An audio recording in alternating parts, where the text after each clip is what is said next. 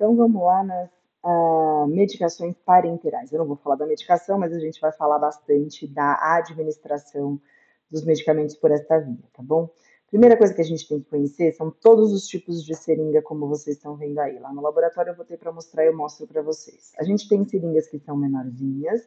A menor delas é a de insulina, que tem 1 ml, aí tem de 3, de 5, de 10, de 20 e de 60.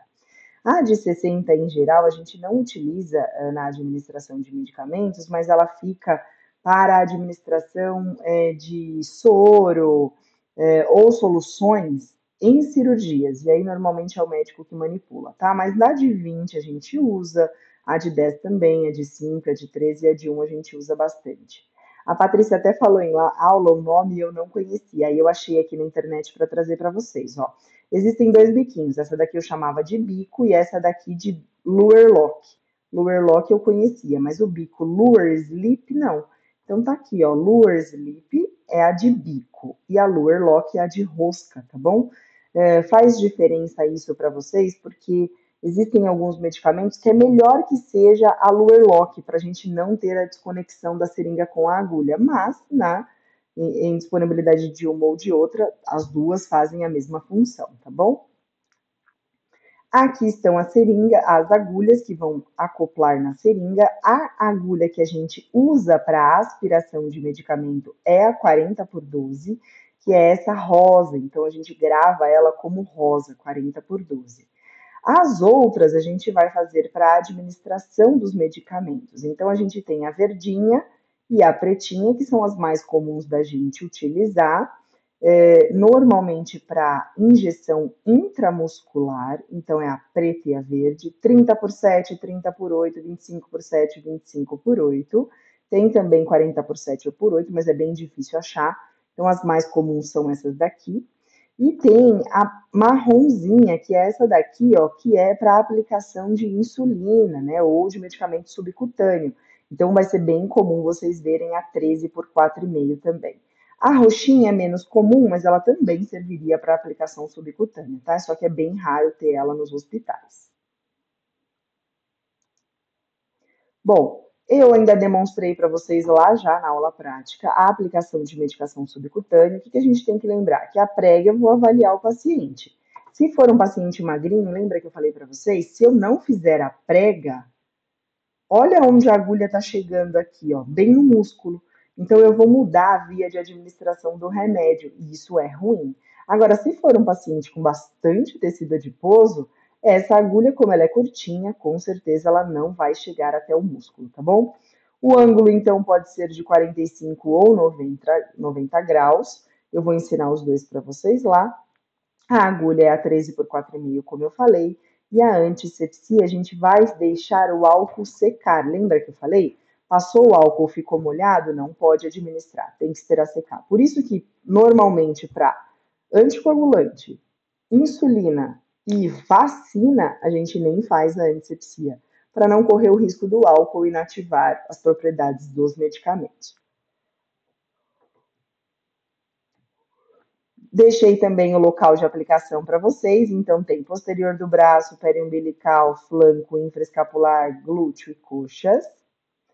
E vou partir para a intramuscular, tá? O conceito é assim: intramuscular dentro do músculo. Como vocês estão vendo aqui, há necessidade sempre de estar a um ângulo de 90 graus. Então, diferente da subcutânea, que a gente pode entrar a 45, aqui obrigatoriamente tem que entrar assim, ó, a 90 graus. Então, vamos colocar em pé como tá ali, ó, 90 graus. A subcutânea eu posso fazer a 45, que é mais ou menos assim. A intramuscular, não, 90 graus, tá? O bisel dela é lateralizado, por quê? Porque vai ser no sentido da fibra muscular. Eu deixei o desenho do bisel aqui para vocês verem o que é. Então, ó, bisel é o corte da agulha. O corte da agulha, ele tem que estar no sentido da fibra. Então, nesse músculo que vocês estão vendo aí, que é o deltoide do paciente, se a fibra tá assim, o bisel vai entrar de lado. Se o paciente estiver deitado, o bisel não vai poder entrar de lado, o bisel vai ter que entrar para cima ou para baixo. Eu vou mostrar bem a diferença para vocês no laboratório, tá? Na agulha, a gente vai usar aquelas que eu falei para vocês, 30 por 7 por 8 ou 25 por 7 ou por 8. A antisepsia, a gente também tem que deixar o álcool secar e a gente não vai aplicar antisepsia na vacina, como eu coloquei para vocês lá, vacina intramuscular não faz antisepsia, tá bom? Os locais já deixei escrito, então deltoide no braço, dorso glúteo, que é aqui na região do glúteo, vasto lateral da coxa, que é aqui na lateral da coxa, e a ventroglútea, que é uma regiãozinha que fica aqui do lado, mais ou menos aqui, que aqui está o braço da pessoa, né? Mas fica mais ou menos nessa região, que eu vou mostrar para vocês também lá no laboratório, tá? Então gravem todos esses nomes aí. Bom, partindo para a aplicação da intravenosa, nós temos dois tipos de dispositivo, também vou mostrar para vocês. Temos o catéter agulhado e o catéter não agulhado. No final das contas, os dois têm agulha. Acontece que o catéter agulhado, a agulha fica no paciente. Catéter não agulhado, como vocês estão vendo aqui, ó, a agulha sai. Por isso que ele é chamado de catéter não agulhado, tá bom? O que fica no paciente é só um plastiquinho que eu vou mostrar para vocês lá no laboratório. Então, catéter agulhado, a agulha fica. Catéter não agulhado, a agulha não fica. Os nomes mais comuns: scalp ou borboleta para o agulhado. Para o não agulhado, gelco ou abocate. Então, se a gente colocar gelco ou abocate na nossa anotação de enfermagem, a gente vai estar colocando nomes comerciais, tá? Então, o ideal é a gente colocar catéter não agulhado, tá bom? Bom, catéter agulhado, ou seja, as borboletinhas, tem vários tamanhos, estão vendo? 21, 19, 23, 27, 25. Neste dispositivo aqui, gravem isso, catéter agulhado. No catéter agulhado, quanto maior o número, mais fino. Então, o 25 é bem fininho. O 27, mais fininho ainda. O 23 é mais fino que o 21. E o 19 é o mais grosso que tem. Entenderam? Então, quanto maior o número, mais fino. Ok? Porque isso vai mudar conforme a gente for para o outro dispositivo, tá? Esse outro dispositivo, que é o catéter não agulhado, aqui, quanto menor o número, maior a grossura, tá? Então é um inverso do outro. Aqui, quanto maior a grossura do catéter, menor vai ser o número.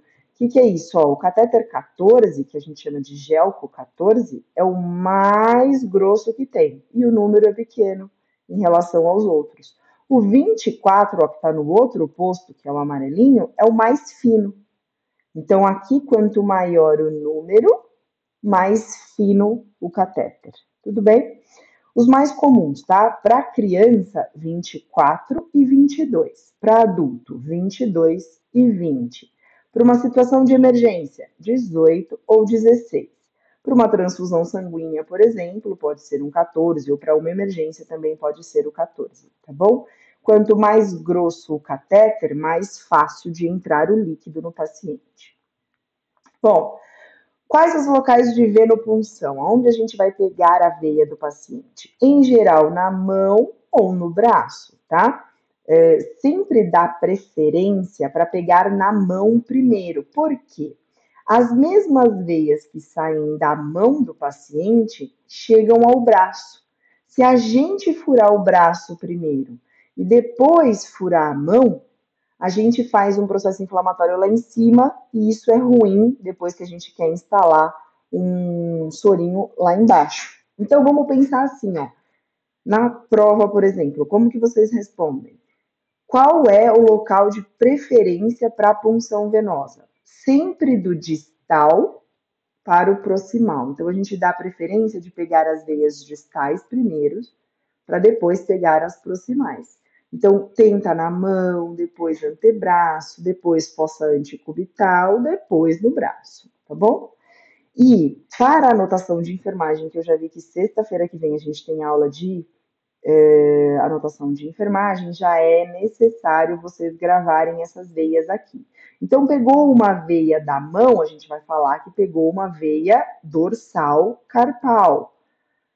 Se pegar essa veia do braço, ó, tá vendo que vem aqui, ó, aquela que acompanha o dedão, é a veia cefálica, tanto na frente quanto atrás. E a basílica, aquela que acompanha o dedinho, ó.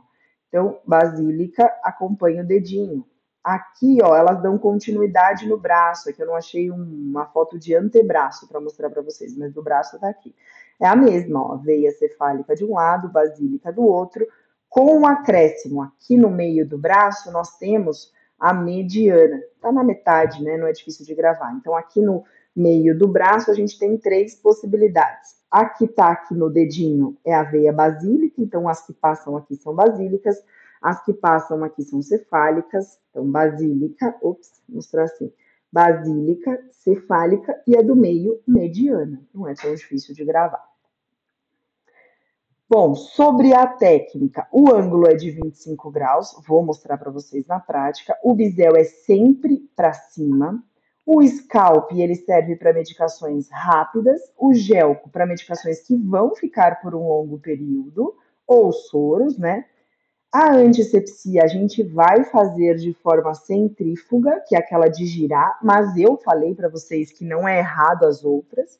Então, se você escolher fazer de cima para baixo, sempre faça assim. Se você escolher de baixo para cima, também faça todas assim, tá? Nas nossas aulas, nós vamos fazer a centrífuga. O curativo e o garroteamento, eu até trouxe foto para vocês verem. O garroteamento, ele tem que ser mais acima da punção. Mais quanto? Em geral, de 10 a 15 centímetros. Então, reparem nessa primeira foto aqui, ó. Tem mais ou menos uns 10 centímetros entre o garrote e a agulha. Aqui é a mesma coisa, ó. Mais ou menos uns 8 ou 10 centímetros entre o garrote e a agulha. E nesse aqui, mais ou menos uns 10 centímetros entre o garrote e a agulha, tá bom? Então, a gente sempre precisa fazer o garroteamento uns 10 a 15 centímetros acima da punção. E os tipos de garrote eu trouxe vários. Pode usar luva, pode usar esse garrote aqui de látex, pode usar esse de tecido. O importante é que você tem que pensar que se você vai usar esse dispositivo aqui em vários pacientes, é necessário higienizar de um para outro, tá bom? E sobre o curativo, eu também vou mostrar para vocês lá no laboratório. Esse daqui seria o ideal. Por quê? Ele deixa a pontinha aqui, ó, visível. Eu vou falar sobre flebite para vocês lá no laboratório. Então, uma medicação ou uma infecção é capaz de provocar processo inflamatório aqui. E se essa região estiver inflamada e estiver coberta como está essa, eu não consigo enxergar. Então, o mundo ideal seria deixar sempre a pontinha, né, de inserção do catéter visível. Mas nós temos a possibilidade de fazer também com fita micropore, esparadrapo, e aí não tem como deixar a pontinha visível aqui, tá bom? Normalmente nos hospitais a gente tem essa opção aqui de fazer. Para vocês gravarem todas as angulações, então intramuscular 90 graus, subcutânea pode ser 45 ou 90 graus, intravenosa 25 e a intradermal ou a intradérmica, ela é a 10, 15 graus no máximo, eu mostrei para vocês lá no laboratório já, tá bom?